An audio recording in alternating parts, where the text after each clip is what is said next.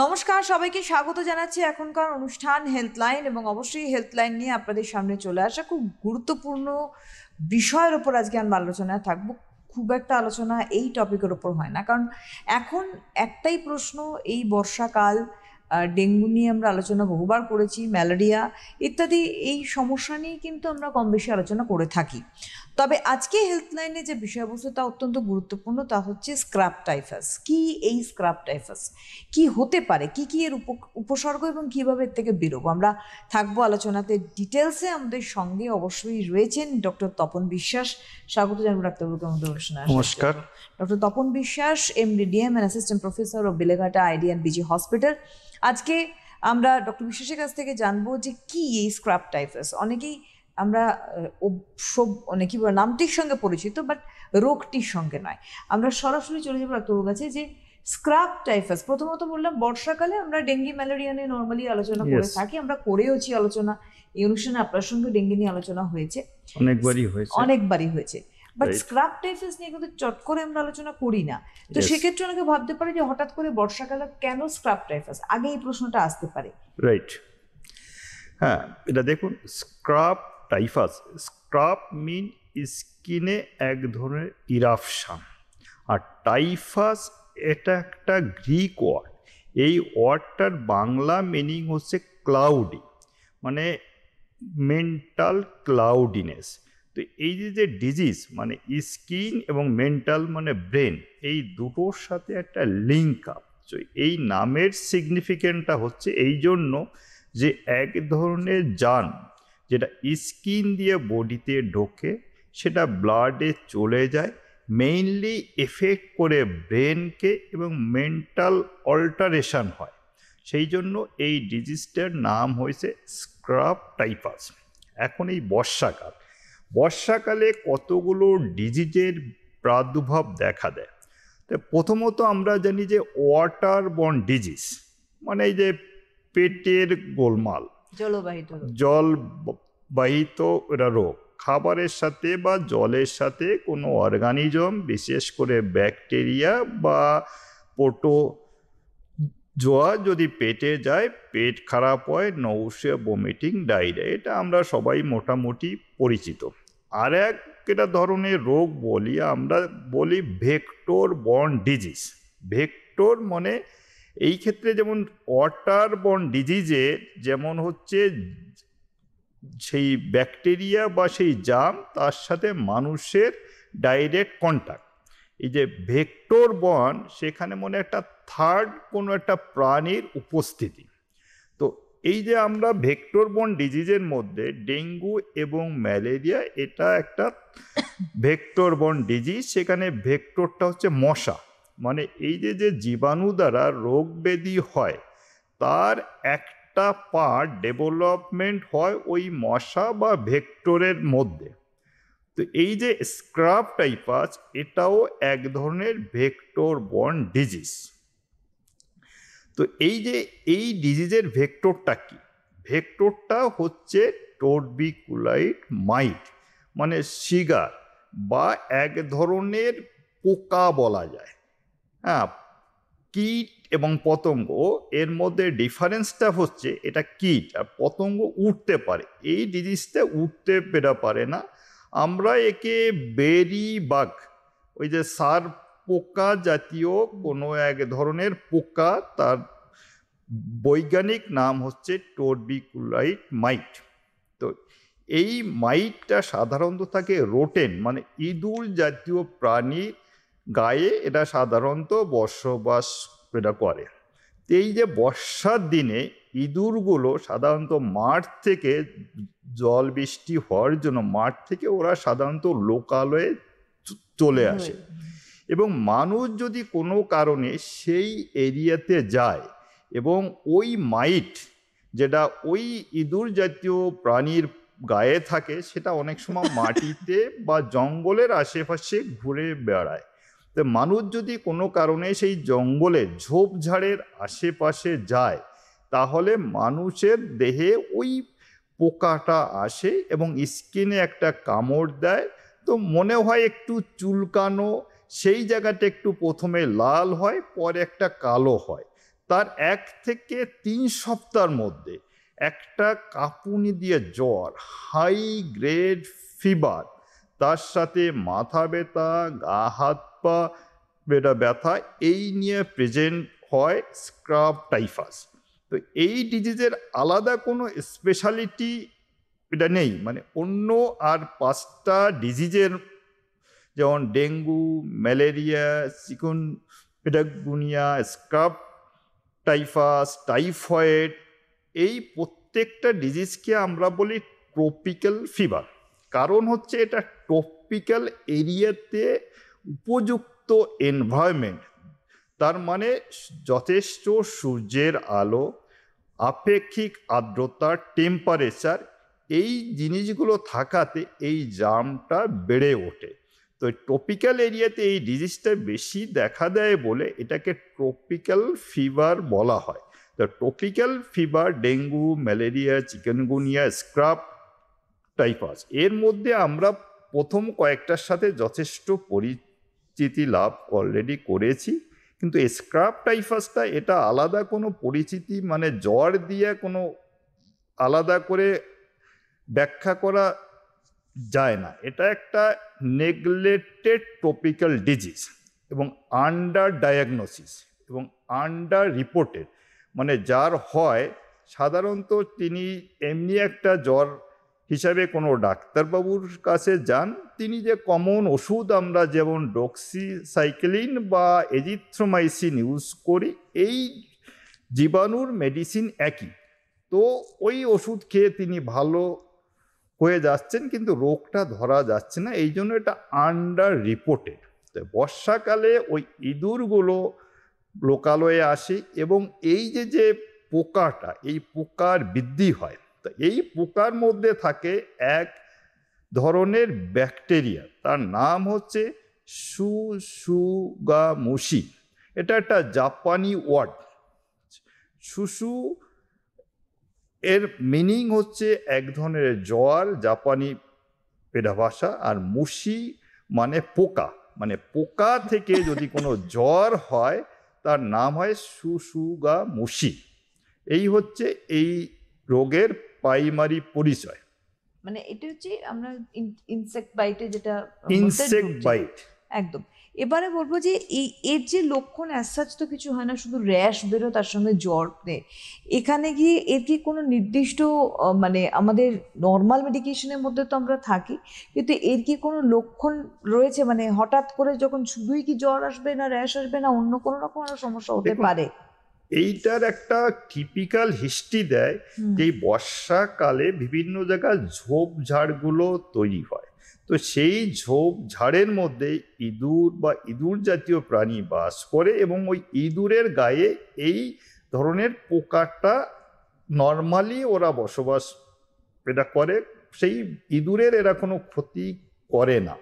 এই বর্ষাকালে যদি কোনো লোক এই যে বুশ মানে ঝোপঝাড়ের পাশে যায়, বা এই যে সময় পিকনিক যায় বা পাহাড়ে বিভিন্ন জায়গায় ঘুরতে যায়, তখন থেকে ছোট্ট একটা বাইট হয় এবং সেই বাইটটাই ইউজুয়ালি আমরা অতটা টের পাই না।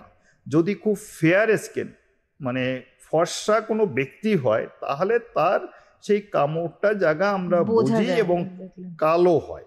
সাধারণত এটা ওই পায়ের দিকটায় বা গড়িয়া বা এক্সিলা, এই জায়গা মানে বডি যে পার্টটা ঢাকা থাকে সেই জায়গাটাতে এই কামড়গুলো পোকাটা যায় এবং কামড় দেওয়ার ফলে সাধারণত ওইটা কভার পার্ট থাকে বলে আমরা ওই পার্টটা দেখতে পাই না।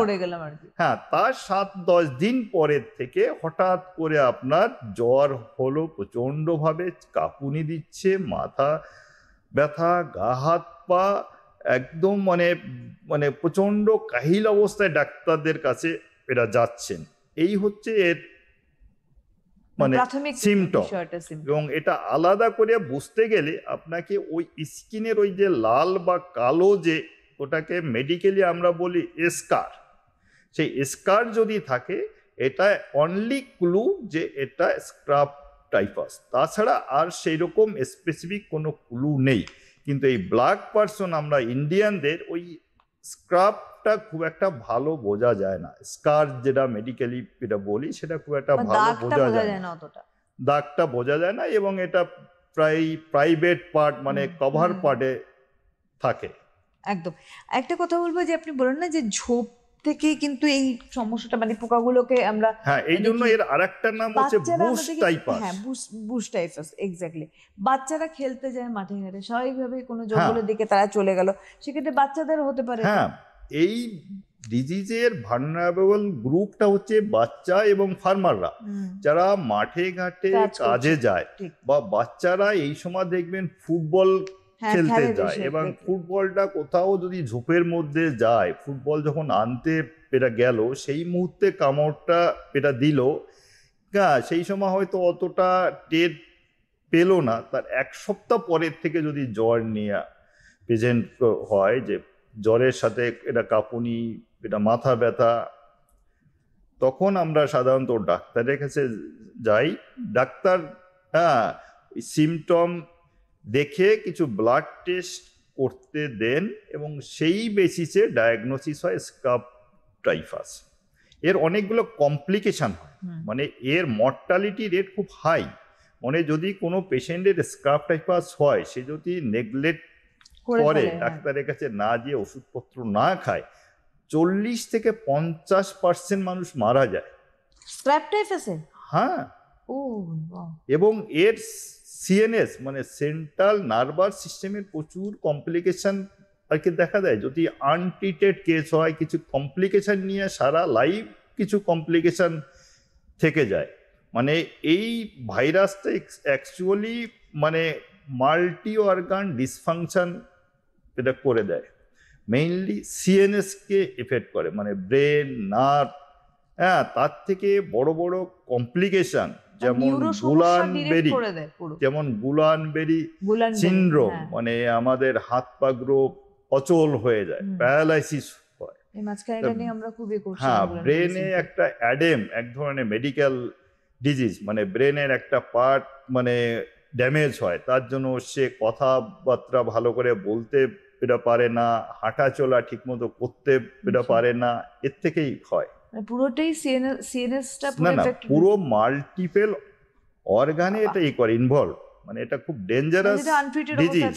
হ্যাঁ, তো আমরা যে আমি আগে একটা কথা যেটা এটা বললাম, জ্বর নিয়ে যখনই যাই আমরা কোনো ডাক্তারের কাছে, আমাদের Indian society of critical care medicine একটা গাইডলাইন দিয়েছেন যে আনক্লাসিফাইড ফিভার, মানে জ্বর হয়েছে কিন্তু সর্দি কাশি নেই, পেট খারাপের কোনো সিমটম পাওয়া যাচ্ছে না, হ্যাঁ ইউরিনে কোনো জ্বালা যন্ত্রণা নেই, মানে এইগুলোর একটা স্পেসিফিক সাইন সিমটম। তো আমরা যদি ইউরিনে জ্বালা যন্ত্রণা থাকে তাহলে বুঝি ইউরিনারি ট্র্যাক্ট ইনফেকশন, পেট খারাপ হলে পেটের ইনফেকশন, সর্দি কাশি থাকলে পরে আমরা বুঝি যে রেসপিরেটরি ট্র্যাক্ট। তো তার একটা আলাদা স্পেসিফিক ট্রিটমেন্ট আছে। কিন্তু এই যে এই ধরনের যে তার কোনো সাইন সিমটম আলাদা করে নেই, অনলি হচ্ছে এটা জ্বর, গা হাত পা মাথা ব্যথা, এইটা। তো সেই Indian society of critical care guideline যে যদি কোনো পেশেন্ট এইরকম অবস্থায় কোনো ডাক্তারের কাছে যান বা হসপিটালে এডমিশন হয়, তো এম্পেরিক্যালি এমন কতগুলো মেডিসিন বা অ্যান্টিবায়োটিক দিতে হবে যাতে এই ডিজিজটাও কভার হয়। তো এই ডিজিজের দুটো স্পেসিফিক ট্রিটমেন্ট হচ্ছে যে ডক্সিসাইক্লিন, যেটা আমরা করোনাতে অনেকবার অনেকভাবে ওই ড্রাগটা নিয়ে ডিসকাশন হয়েছে, আর একটা এজিথ্রোমাইসিন। তো কোনো সর্দি কাশি নিয়ে যদি আপনি যান, ডাক্তারবাবু আপনাকে এজিথ্রোমাইসিন বা ডক্সি যে কোনো একটা ওষুধ এটা দেবেন, বা জ্বর এইরকম অবস্থায় কোনো কিছু নেই, তিনি ম্যালেরিয়া ডেঙ্গু টেস্ট করতে দেবেন, সাথে একটা অ্যান্টিবায়োটিক দেবেন। তো ভাগ্য ভালো যে আমাদের ওই কমন অ্যান্টিবায়োটিকেই এই জীবাণুটা মারা যায়। তো সেই জন্য আমরা সাধারণত অতটা কমপ্লিকেশন দেখতে এটা পাই না। আর বেশিরভাগ ক্ষেত্রে আমি যে ইনস্টিটিউটে আছি সেটা হচ্ছে আইডি অ্যান্ড বিজি, সেখানে অনেক পেশেন্ট আছে কমপ্লিকেটেড স্কাব টাইফাস, মানে এই ধরুন সিএনএস ইনফেকশন। একটি বাচ্চা আমার এখনো এটা মনে আছে, সেই বাচ্চাটি ভর্তি হলো যে 1 সপ্তাহ ধরে জ্বর, কাঁপুনি, তার সাথে সে ড্রাউজি, মানে আস্তে আস্তে ড্রাউজি হচ্ছে, তার ম্যালেরিয়া পাওয়া যায়নি, ব্লাডের সমস্ত কাউন্ট ইনিশিয়ালি এটা নর্মাল, সেপসিসের কোনো কিছু পাওয়া যায়নি। হ্যাঁ, তারপরে আমরা এই স্ক্রাব টাইফাস টেস্টটা করলাম, ওখানে গেলে আমাদের রুটিনলি এটা ইনক্লুডেড যে এই ধরনের কোনো পেশেন্ট এলে আমরা স্ক্রাব টাইফাস টেস্ট করব। সেই ক্ষেত্রে আমরা করে দেখলাম পজিটিভ, এবং ট্রিটমেন্ট এটা দেওয়াতে সম্পূর্ণভাবে কিওরে বাচ্চাটি বাড়ি যায়। কিন্তু টাইমে সেই ট্রিটমেন্টটা করাতে হবে, যত লিঙ্গার হবে জিনিসটা কিন্তু এটা ডাক্তারবাবু বলছে আরো ভয়ঙ্কর আকার, হ্যাঁ, ফ্যাটাল কন্ডিশন শুধু চলে আসতে পারে। এই scrub typhus not only involve the brain, লাঙে এক ধরনের ডিজিজ হয়, আমরা সেটাকে বলি এআরডিএস, যেটা আমরা কোভিডে অনেকবার ডিসকাশন হয়েছে যে সিভিয়ার কোভিডে এআরডিএস হয়। তো স্ক্রাব টাইফাস থেকে অনেক পেশেন্টকে দেখেছি এআরডিএস হয়। স্ক্রাব টাইফাস থেকে একুট কিডনি ইনজুরি, মানে কিডনিটা হঠাৎ করে খারাপ। হ্যাঁ, এই স্ক্রাব টাইফাস থেকে দেখেছি আপনার একুট লিভার ইনজুরি, হঠাৎ করে আপনি দেখলেন জ্বর হয়েছে, খেতে পাচ্ছে না, নৌশিয়া, বমিটিং, তার সাথে জন্ডিস। এই স্ক্রাব টাইফাস থেকে দেখেছি একটা পেশেন্ট, সে মানে শ্বাসকষ্ট নিয়ে ঢুকেছে। হ্যাঁ, পেশেন্ট, হ্যাঁ, ডায়াগনোসিস হলে স্ক্রাব টাইফাস, দেখা গেলো সেই বাচ্চা মেয়েটির হার্ট ফেইলিওর। হ্যাঁ, এই স্ক্রাব টাইফাস, এবং তার হার্ট ফেইলিওর আরো ফার্দার ওয়ার্ক আপ করলাম, এবং যখন দেখলাম এই ট্রিটমেন্টটা দেওয়ার 7-10 দিন পরে দেখলাম যে হার্ট ফেইলিওর সম্পূর্ণভাবে কিওর হয়ে গেছে। মানে এটা হার্ট, ব্রেন, লাং, কিডনি, এটা লিভার, বডির যতগুলো অর্গান, মেজর অর্গান আছে প্রত্যেকটাতে ইনভলভ হয়। আচ্ছা, খুবই মারাত্মক। একটা কথা বলবো যে আজকে আমরা যেহেতু স্ক্রাব টাইফাস নিয়ে আলোচনা করছি, আপনারা নিশ্চয়ই বুঝতে পারছেন যে বেশিরভাগ সময় আমরা অনেক রোগকে আনফিটেড অবস্থায় ফেলে রেখে দিই, এই ঠিক হয়ে যাবে, এইভাবে ঠিক হয়ে যাবে ইত্যাদি করতে গিয়ে কি হয় যে এই ধরনের সমস্যা তৈরি হয়। এবং স্ক্রাব টাইফাস টাইম মতো যদি আপনি ট্রিটমেন্ট না করেন, ফ্যাটাল কন্ডিশন কিন্তু আসতে বাধ্য। যেমন শিশুদের ক্ষেত্রে বললেন ডাক্তারবাবু, তার সঙ্গে সঙ্গে আমরা প্রেগনেন্ট ওমেন যারা রয়েছে তাদের ক্ষেত্রে বলবো যে এনাদের তো একটা সতর্কতা, একটা বিশাল ব্যাপার থাকে, আলাদাই একটা তাদের মানে আমাদের বাচ্চা এবং প্রেগনেন্ট মহিলারা এরা আলাদা করে এই ডিজিজের জন্য মানে ভালনারেবল এটা নয়, এটার পার্ট হচ্ছে ট্রিটমেন্টের জন্য। হ্যাঁ, কারণ আমাদের প্রেগনেন্সি চলাকালীন সব ধরনের ওষুধ দেওয়া যায় না, বা বাচ্চাদেরও সব ধরনের ওষুধ আমরা দিতে পারি না, কারণ তাদের বোন ডেভেলপমেন্ট হয়নি, কার্টিলেজ ডেভেলপমেন্ট নেই, অর্গানটা ফুললি তখনও অ্যাডাল্টের মতো কাজ করছে না। সেই জন্য কিছু কিছু ওষুধ কন্ট্রাইন্ডিকেশন, যেমন বাচ্চা এবং প্রেগনেন্সিদের ক্ষেত্রে ডায়াগনোসিস বা সাইন সিমটম সেম, আলাদা করে কোনো সাইন এদের জন্য এটা নেই, কিন্তু এদের ট্রিটমেন্টটা একটু আলাদা। মানে এই যে ডক্সিসাইক্লিন বলে যে মেডিসিনটা সাধারণত 14 বছরের নিচে কোনো বাচ্চাকে আমরা সাধারণত দেই না, কারণ এটা টিথ ইরাপশনের একটা সমস্যা হয়, বোনের একটা সমস্যা হয়, এবং প্রেগনেন্ট মাদারের জন্য যে বেবি থাকে সেই বেবির জন্য এই ড্রাগটা হার্মফুল। তো সেই জন্য এর অল্টারনেটিভ হিসাবে আমরা সেই ধরনের পেশেন্ট এলে এজিথ্রোমাইসিন বলে এক ধরনের অ্যান্টিবায়োটিক, সেইগুলো দিয়ে এই দুটো গ্রুপকেই করি ট্রিটমেন্ট। এবং এই যে এতটা সতর্কতার সঙ্গে চিকিৎসা পদ্ধতি এগিয়ে নিয়ে যাওয়া, এবং সেটা একটা ডিউরেশন ডেফিনেটলি রয়েছে, যে আমি রোগে আক্রান্ত হয়েছি এবং আমার যে চিকিৎসা পদ্ধতি তার মধ্যে আমি থাকবো, এবং সেখানে কি আমাদের আরো কতটা সচেতন হওয়া উচিত? দেখুন, এই বর্ষাকালে যদি কোনো ব্যক্তি কাঁপুনি দিয়ে জ্বর আসে, তার সাথে প্রচণ্ড হেডেক, বডি এক, এই ধরনের সিমটম হয়, যদি সর্দি কাশি না থাকে বা ইউরিনারি কোনো সিমটম না থাকে, পেট খারাপ যদি না থাকে, তাহলে আমরা একে বলি আনডিফারেন্সিয়েটেড ফিভার। সেই একটা গ্রুপকে আমরা বলি ট্রপিক্যাল ফিভার। এই ট্রপিক্যাল ফিভারের ট্রিটমেন্ট করার জন্য আমাদের কলকাতাতে ট্রপিক্যাল মেডিসিন বলে একটা হসপিটাল আছে, সেখানে আলাদা পুরো এই ধরনের ডিজিজ নিয়ে ট্রিটমেন্ট হয়। আমাদের আইডিবিজি যেটা, সেটাও একটা ইনফেকশাস ডিজিজের একটা ট্রিটমেন্ট। তো এই ধরনের যদি কোনো পেশেন্ট হয়, তার ডেঙ্গু হওয়ার একটা সম্ভাবনা আছে, ম্যালেরিয়া হওয়ার একটা সম্ভাবনা একদম। আছে, চিকুনগুনিয়া হওয়ার সম্ভাবনা আছে, স্ক্রাব টাইফাস হওয়ার সম্ভাবনা আছে, এবং টাইফয়েড। এই ডিজিজগুলোতে কালেকটিভলি আমরা বলি ট্রপিক্যাল ফিভার, এবং এর একটা প্যানেল হয়। আমরা ল্যাবকে বলে দেই যে ট্রপিক্যাল ফিভার প্যানেল। তো ওরা তখন বুঝে যায় কোন কোন টেস্ট তাদেরকে করতে হবে। হ্যাঁ, হবে। তা টপিক্যাল, এই যে আপনার এই সিমটম যেটা আমি ডিসক্রাইব করলাম, এই ধরনের যদি কোনো পেশেন্ট আসে আমাদের কাছে, তো আমরা তখনই টপিক্যাল ফিভার প্যানেল বলে একটা অনেকগুলো টেস্ট হয়, সেই টেস্টগুলো করিয়ে জানতে পারি যে কোন রোগটা স্পেসিফিক। এবং ইনিশিয়ালি সিমটোমেটিক ট্রিটমেন্ট, যেমন জ্বর হলে তাকে প্যারাসিটামল, বমি যদি হয় তাকে বমির মেডিসিন, কিছুটা স্যালাইন, কারণ তাই ফিভার হলে একটা ডিহাইড্রেশন হয়, খেতে এটা পারে না। তো হাইড্রেশন মেনটেন করা one of the important part.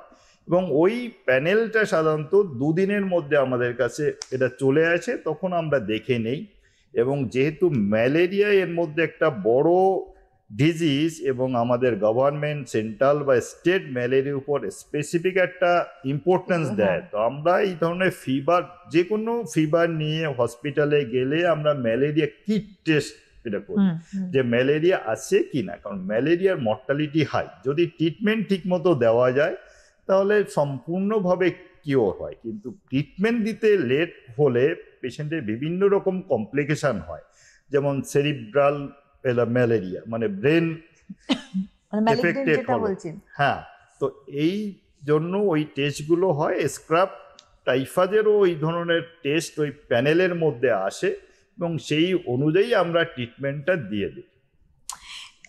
অবশ্যই আমি বলবো যে আমাদের এই রোগে আক্রান্ত হয়েছেন আগে বহু মানুষ রয়েছেনও, কিন্তু যারা হয়তো চিকিৎসা পদ্ধতির আওতায় এসছেন তারা সুস্থ রয়েছেন। এখনো পর্যন্ত হয়তো রোগটি সম্বন্ধে অনেকের ধারণার সম্মুখ নেই। তার কারণ হচ্ছে সাধারণত এই রকম সিজনের মধ্যে আমরা স্ক্রাব টাইফাস বাদ দিয়ে আলোচনাগুলো করে থাকি, কারণ ওটা যে এত বড় মানে ফ্যাটাল কন্ডিশন আসতে পারে আমরা কখনো ভাবতে পারি না। এই মনসুন বা পোস্ট মনসুনে ওই পোকার গ্রোথটা হয়, সেটাকে আমরা বলি ভেক্টর। এই ভেক্টর কন্ট্রোল অন্যতম একটা ইম্পর্ট্যান্ট মানে ম্যানেজমেন্ট এই ডিজিজ থেকে। আর একটা হচ্ছে অ্যাভয়েডেন্স অফ বুশ, মানে এই ঝোপঝাড় জঙ্গল এইগুলো যদি অ্যাভয়েড যায় এটা করা, এবং এই ভেক্টর মানে ইনসেকটিসাইড যদি স্প্রে হয়, তাহলে এই রোগ থেকে কিছুটা প্রিভেনশন। এর কোনো এখনো অবধি ভ্যাকসিন বেরোয়নি। আচ্ছা, হ্যাঁ, সেটা আরেকটা ইম্পর্ট্যান্ট, যে এর কোনো ভ্যাকসিন এটা নেই, ডায়াগনোসিস খুব ডিফিকাল্ট। হ্যাঁ, এবং এই টাইমে এই রোগটা একটু বেশি হয়, মানে এই সেই জন্য। সিজনটার মধ্যে। হ্যাঁ, কারণ ওই পোকাগুলো দেখবেন শীতকালে খুব একটা পোকা আমরা আর কি করি না, দেখি না। সাধারণত এই গরমের দিনে এদের ব্রিডিং সিজন, হ্যাঁ, পোকার সংখ্যাটা প্রচণ্ড বেশি পায়। এই সময় বৃষ্টিপাতটা এটা বেশি হয়, সেই জন্য বিভিন্ন জায়গায় ঝোপঝাড় হয়। আর ওই যে বললাম যে এদের ন্যাচারাল হোস্ট, যাদের গায়ে এরা নর্মালি বসবাস করে, ইঁদুর জাতীয় প্রাণী, তারা মাঠ থেকে জলের জন্য সেটা ডাঙায় আসে। তো সেইখানেই আমরা সাধারণত ঝোপঝাড়ের পাশে যাই, খেলতে যাই, চাষিরা চাষ করতে যান, ফিমেলরা ফুল তোলা বা সবজি আনতে যান, তখনই এই পোকা দ্বারা বাইট হয়, এবং ওই জীবাণুটা তখনই বডিতে ইনুকুলেশন হয়। তো এইগুলো যে আমরা যেমন মশা ক্ষেত্রে যে লং স্লিপ পড়লে মশা কামড় দেয় না, কিন্তু এইখানে লং স্লিপ পরেও এর থেকে এসকেপ পাওয়া যায় না, কারণ এই পোকাটা এতই ছোট যে খালি চোখে কিছু দেখা যায় না। আমরা অনেক সময়কে লাল পোকা আর কি এটা বলি। সার পোকা দেখেছেন যে অনেকের হ্যাঁ, বাড়িতে হ্যাঁ, বিছানায় করে কামড় দিয়ে যাচ্ছে, হ্যাঁ, আপনি হ্যাঁ, হ্যাঁ, দেখতেই হচ্ছেন না, কিন্তু আপনি বুঝতে পারছেন কিছু একটা কামড়ালো, হ্যাঁ, কামড়াচ্ছে। ঠিক এই ঠিক, পোকাটা মানে এরকম, এবং ওরকমই সাইজ, ছোট। ওই রকমই সাইজ, এবং আচ্ছা, কাপড়ের উপর দিয়ে ওরা করতে পারে, ও ফলে তো আমরা কামড়াতে পারে। দেখতেও পাবো না খুব হ্যাঁ, স্বাভাবিকভাবে। এবং মানে এটা তো ভয়ঙ্কর, মানে নর্মালি আমাদের এই ইনসেক্ট বাইটের ক্ষেত্রে যে কত দূর যেতে পারে, অনেক সময় আমরা দেখেছি যে কোনো ইনসেক্ট বাইটের ক্ষেত্রে কারো কারো আঙুল হাতে কামড়ালো কি পায়ে কামড়ালো, ওই জায়গাটা বা সে অ্যাসিডিক প্রপার্টি থাকে বোধহয় তাদের লালায়, পুরোটাই পুড়ে যায়। এবার হ্যাঁ, ওই যে আমি পুড়ে যাওয়াটা যে কালো হয়ে যায়, দাগও হয়ে ওইটাকে গেল বলি আমরা স্কার। মানে ওইখানে ওই একটা স্কারটা, হ্যাঁ। ভাস্কুলাইটিস হয় একটা ভেসেলের মধ্যে। ওরা সাধারণত এরা ন্যাচারাল হোস্ট মানুষ নয়, ন্যাচারাল হোস্ট হচ্ছে ইঁদুর। হুম, হ্যাঁ, তো মানুষের কাছে অ্যাক্সিডেন্টালি পৌঁছে যায়। আসে, এবং ওরা মানুষের থেকে যখন মশা রক্ত খায়, এরা কিন্তু রক্ত এরা খায় না। আমাদের বডিতে লিম জাতীয় এক ধরনের ফ্লুইড আসে বা টিস্যু আচ্ছা, হুম, ফ্লুইড, ওইটা ওরা যখন পান করে তখনই ওই মশার মতো ওদের এই যে ফুলের মতো জিনিসটা দিয়ে ওই মানে মানে হুইলটা ব্যাকটেরিয়া বা একদম। ওই গ্রুপটাকে বলে রিকেটসিয়াল ডিজিজ। তো আচ্ছা, ওই রিকেটসিয়াটা ওখানে বডিতে ঢুকে যায়, ঢুকে যে ওইখানে একটা লোকাল ইনফ্লামেশন হয়, তো করে ওই জায়গাটা প্রথম লাল তারপরে কালো হয়ে যায়, আচ্ছা। সেইটাকে আমরা স্কার বলি। এবং ওইটা থাকা মানে 70% ক্ষেত্রে যে ডায়াগনোসিস হচ্ছে আপনার স্কাব টাইফাস। আমাদের এর পরবর্তীকালে হয়তো স্ক্রাব টাইফাসের ট্রিটমেন্ট আমরা করছি, আন্ডার ট্রিটমেন্টে রয়েছি, এই ধরনের পেশেন্টের আর লাইফস্টাইলের ক্ষেত্রে কি কি চেঞ্জ করা দরকার? কারণ অলরেডি হয়তো তার ট্রিটমেন্ট চলছে, আমি বলছি না যে একদম সে রিকভার হয়ে গেছে, বাট তার স্ক্রাব টাইফাসের ট্রিটমেন্ট চলছে। আমরা তো দেখি নর্মালি ডেঙ্গি ম্যালেরিয়ার ক্ষেত্রে, ডেঙ্গির ক্ষেত্রে যেমন আমরা দেখি নির্দিষ্ট একটা ডায়েট ফলো করতে হয়, বেশি ওয়াটারি ফ্রুটস খাওয়া বা ইত্যাদি। তো সেইখানে স্ক্রাব টাইফাসের ক্ষেত্রে কি এরকম কোনো বিধিনিষেধ আছে? দেখুন, স্পেসিফিক আলাদা করে এরকম বিধিনিষেধ কিছু এটা নেই। যে কোনো ডিজিজ যদি বডিতে হয় এক ধরনের অর্গানিজম দ্বারা, এটা হচ্ছে ওই রিকেটসিয়া বা সুসুগা মুসি বলে যে জীবাণুটা, আচ্ছা, সেইটা বডিতে যখন ঢোকে, বডি ওই জীবাণুটাকে ফাইট করার জন্য কিছু প্রোটিন তৈরি করে, সেটাকে আমরা বলি অ্যান্টিবডি। মানে ওই যে জীবাণুটা যেটা ঢুকলো সেটা অ্যান্টিজেন, আর ওটার এগেইনস্টে বডি কিছু তৈরি করে, সেটাকে বলে অ্যান্টিবডি। বডি। অ্যান্টিবডির নেচার হচ্ছে প্রোটিন। এটা তৈরি করতে গেলে প্রোটিনটা বডিতে দরকার। যারা ম্যালনারিশড, যারা অ্যালকোহলিক, যারা ক্রনিক কোনো ডিজিজে, লিভার ডিজিজ বা কিডনি ডিজিজে ভুগছেন, তাদের ক্ষেত্রে ওই অ্যান্টিবডি তৈরি হওয়ার প্রবণতাটা একটু কম। ইয়ং হেলদি পেশেন্টের বা সাবজেক্টের যত তাড়াতাড়ি অ্যান্টিবডি তৈরি হবে, আপনি যদি আগের থেকে কোনো ক্রনিক ডিজিজে এটা ভোগেন বা কোনো ইমিউনো সাপ্রেশন বলে কিছু মেডিসিন আছে সেইগুলো ইউজ করেন, তাহলে ওই অ্যান্টিবডিটা প্রপারলি তৈরি হবে না। হয় না। এবার এই অ্যান্টিবডির নেচার হচ্ছে প্রোটিন। তো এবার প্রোটিন তৈরি করতে হলে বডিতে কিছু র মেটেরিয়াল আপনাকে সাপ্লাই দিতে হবে, যেমন? তার মধ্যে হচ্ছে প্রোটিন। হুম, হাই প্রোটিন ডায়েট আপনাকে দিতে হবে, আর এইটা তৈরি করতে গেলে এডিকুয়েট ওয়াটার আপনাকে দরকার হবে। হুম, হ্যাঁ, কিছু মিনারেল এবং ভিটামিন দরকার হয় এই এনজাইমেটিক রিয়াকশন হওয়ার হুম, এটার জন্য। তো সেই জন্য যদি আপনি কিছু ফ্রুটস খান, গ্রিন ভেজিটেবল খান, প্রোটিন খান, তাহলে আপনার সমস্ত র মেটেরিয়ালগুলো সাপ্লাই হবে, এবং বডির একটা ইমিউনো সিস্টেম বলে একটা পার্ট আছে, সেই ফ্যাক্টরি থেকে আপনার অ্যান্টিবডি তৈরি হবে, এবং ওই জার্মের এগেইনস্টে ফাইট করার জন্য আপনি অনেকক্ষণ টাইম পাবেন। কিন্তু একদম। আপনি এই ফাইট করে যে 100% জিতবেন এইরকম কোনো গ্যারান্টি নিশ্চয়ই। নেই। সেই জন্য বাইরের থেকে আমাদের কিছু মেডিসিন দিয়ে, অ্যান্টিবায়োটিক দিয়ে ওই জীবাণুকে মেরে দিলে তাড়াতাড়ি রিকভারি একদম। সম্ভব। সুতরাং আজকে আমাদের হাতে আর সময় একেবারেই নেই, তবে ডাক্তারবাবু যে কথাটা বললেন সেটা বলেই শেষ করবো। সেটা হচ্ছে আমাদের দ্রুততার সঙ্গে সিদ্ধান্ত নিতে হবে, চিকিৎসকের কাছে দ্রুত পৌঁছতে হবে, তবে গিয়ে কিন্তু আমরা একটা সিরিয়াস কন্ডিশন থেকে ফিরতে পারি, ফ্যাটাল কন্ডিশন থেকে বাঁচতে পারি। আজকে আর হাতে সময় নিয়ে অনেক ধন্যবাদ জানাবো ডক্টর বিশেষকে আবারও, এবং ধন্যবাদ আপনাদের জানাই। নমস্কার নমস্কার। দর্শক মণ্ডলী, সুস্থ থাকবেন, ভালো থাকবেন।